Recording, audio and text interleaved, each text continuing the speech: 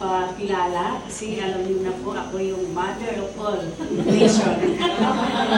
Mother ako, tinatawag po akong mother. Ano po. Pero hindi po iyon yung aking testimony.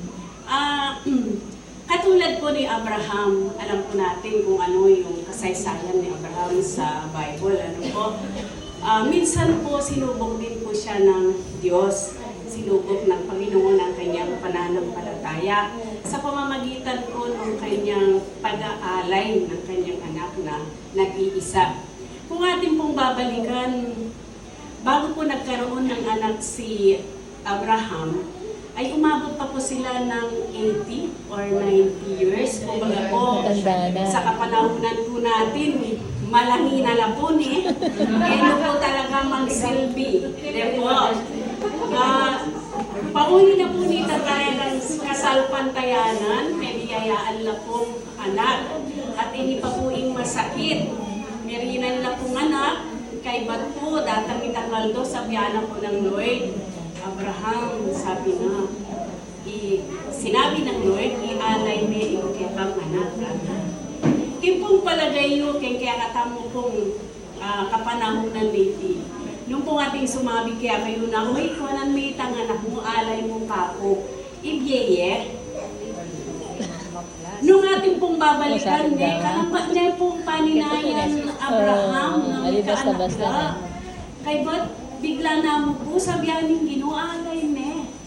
Diba? Pero baruan niyo po Abraham, ano po kitna ni Lord nung bahit? Makanita mo naman po, kaya katamo yan, at minsan, magdanas tamo pong pagsubok. Kalupa na pong Abraham minsan. Kaya pinagpabisan tayo natin. Pero makanyan man po, minsan po, may subok rin po yung kanakong kasalpantayanan. Kaya ako po balo nung nan po yung gawan po. Bintang po itang pagkakataon na hindi, okay mo naman.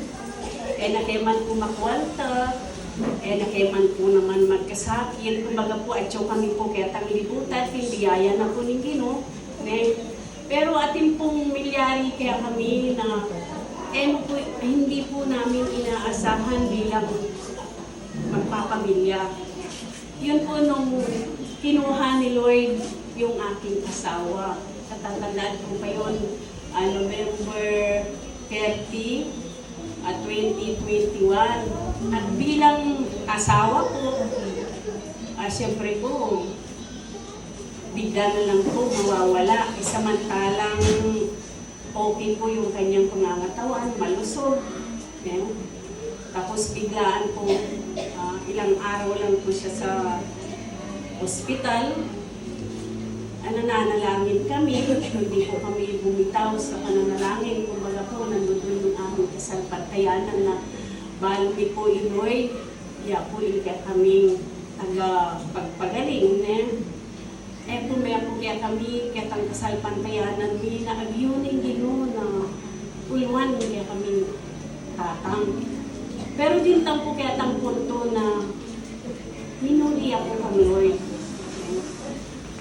At kanin po, bintang po itang panon, may sutupya po itang kanakong kasalpantayanan. Bintang po ka rin itang nakal po yung linod king kanakong kaisipan. Kasi intutuna po, alam ko pong balo king ye. Kasi po yung asawa po, yung mama na yung iyangan po yung gana-gana.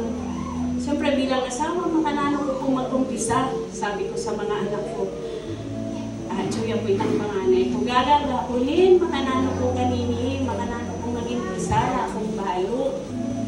Para po kanak ko, bilang asawa, ita po bang balang kung may wala na ganiga na gana ka na. Makanyan man po, madaling salita, naramdaman ko itang sakit, naramdaman ko itang paano, may sad-sad ko pa.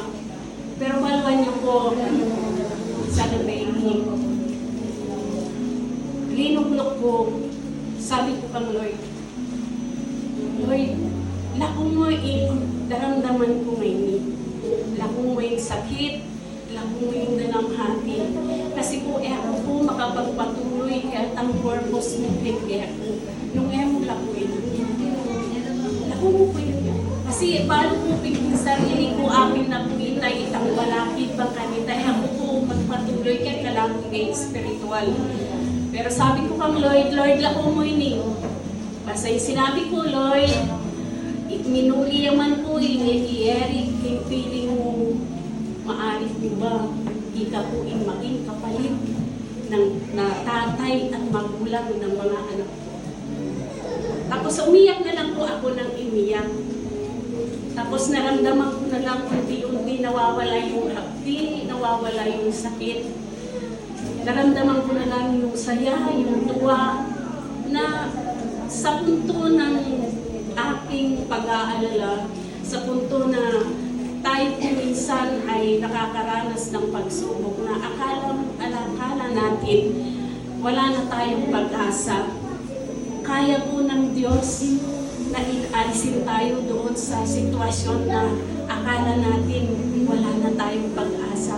Katulad po yun sa akin. Basta po ipagkatiwala natin sa ating Panginoon ang ating buhay. Isalit po natin sa Kanya yung ating pananampalataya. Kasi kapag ang pananampalataya po natin ay nakasali sa salita ng Diyos, yun po ay magkakaroon ng kapangyarihan upang ang Diyos mismo ay gumawa ng milagro sa buhay natin. Kaya po ngayon nagpapatotoo po ako sa iyong harapan. Marami po akong naranasan, pero isa lang po. Marami din po akong problema. Hindi naman po ganun ang buhay. Na hindi naman po dahil Kristiyano na tayo, ibig sabihin tuloy-tuloy na yung magandang buhay natin. Hindi po. Kung kailan po tayo nagiging Kristiyano ang kalaban, lalo tayong hinihila. Hinihila po tayong pababa. Bakit? Kasi alam ng kalaban na umaalis na tayo sa Kanya. Alam ng kalaban na iniiwan na natin yung mga dati nating gawin, mga dating pinagagawa. Kasi noong hindi pa tayo nananampalataya kay Lord, nakalubog pa tayo ng kasalanan. Pero nung tinanggap po natin si Lord, naalis na po yun. At alam ng kalaban na kapag tinanggap natin si Jesus sa ating puso, iiwan natin siya. Kaya nga ang kalaban, laging gumagawa ng paraan para pabagsakin ulit tayo. Pero huwag po tayong mawawalan ng pag-asa.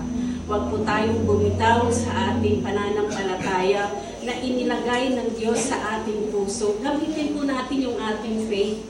Ngayon, anuman pong sitwasyon meron kayo, anuman yung pinagdadaanan nyo, alam ko bawat isa sa atin may pinagdadaanan, pero isa lang po ang masasabi ko sa inyo. Huwag po ninyong bibitawan yung pananampalataya na inilagat ng Lord sa puso natin.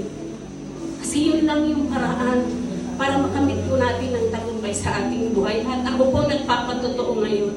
Wala man akong kasama, wala man yung mister ko, pero masaya ako.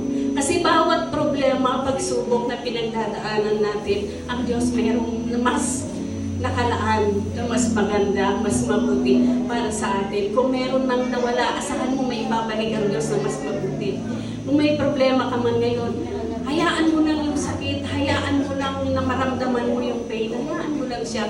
Ang Lord magbibigay sa iyo ng tagumpay. Sabi nga sa kanyang mga salita, kailanman hindi tayo iiwan. Walang imposible sa Lord. Lahat ay kaya niyang gawin. Ang Diyos ay kaya niyang baguhin kung saan man ang buhay mo ngayon. Siya lang ang may kakayanan upang tugunin ang ating mga pangangailangan. Kaya po, magpatuloy lamang po tayo sa Panginoon at isalit po natin ang ating buhay.